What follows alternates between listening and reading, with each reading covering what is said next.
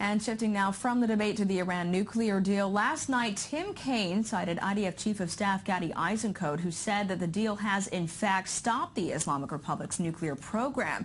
Governor Mike Pence was quick to object, saying that the deal in fact guaranteed Iran would one day become a nuclear power. To discuss this further, as we already introduced her, we are joined by Dr. Emily Landau, Senior Research Fellow at INSS and head of the Arms Control and Regional Security Program. Thank you so much for being here. So what do you make of this comment at last night's debate and of the IDF Chief of Staff's assessment that this deal actually stopped Iran? Well, this is just the latest instance that we've seen over the past months of a misquoting of General Eisenkot in his speech actually at INSS back in January. And what Eisenkot actually said is that we need to look at two timelines. There's a 5-year timeline, and then there's a 15-year timeline. 5-year timeline, yes, Israel gained some strategic breathing space. But 15-year timeline, he noted clearly that nothing has changed in terms of Iran's basic interest, and therefore in the 15-year timeline, we're very likely to be back, facing very aggressive Iran and on the verge of a possible nuclear weapons capability. He then went on to talk about all of the dangerous things that Iran is doing in the region, the support for Hezbollah and for others in the region, intervening in Syria, etc. And therefore, the overall message from Eisenkot, on the one hand, was a balance to Netanyahu, who had been focused only on worst-case scenarios. He said, let's not focus only on worst case. There are also some opportunities here, but very clearly making that distinction between the two timelines.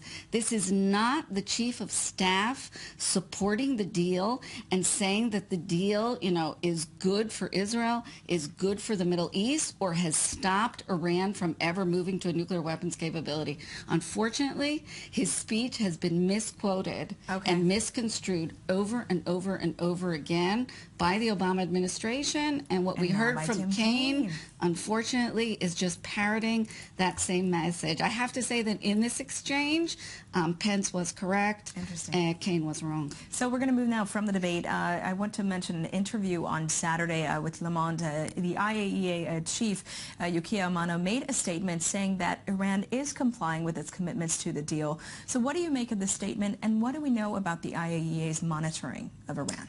Well, first of all, we have to take into account that since the deal was implemented in January, since implementation day, the IAEA reports have become very thin. They are not the same reports that we had previously, and therefore independent analysts can't really assess implementation to the degree that they could in the past. We know that there have been some violations. Iran produced heavy water in excess of what it's allowed according to the deal.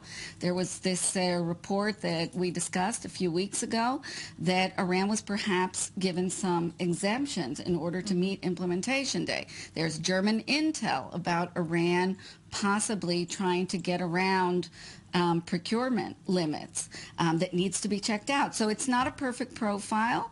However, more or less, probably Iran is upholding the deal. What's more a concern, however, is that Iran's overall profile has not changed. In fact, we're seeing an emboldened Iran in the region, the way it is behaving regionally, its rhetoric towards the United States, horrific rhetoric, the prisoners that it continues to hold in Iran.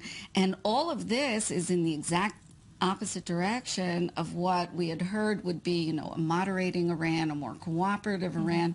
So the overall profile goes beyond just, implementing those 3 major concessions that Iran did make in order to get major sanctions relief. Well, Dr. Landau, thank you so much for this today. You're welcome.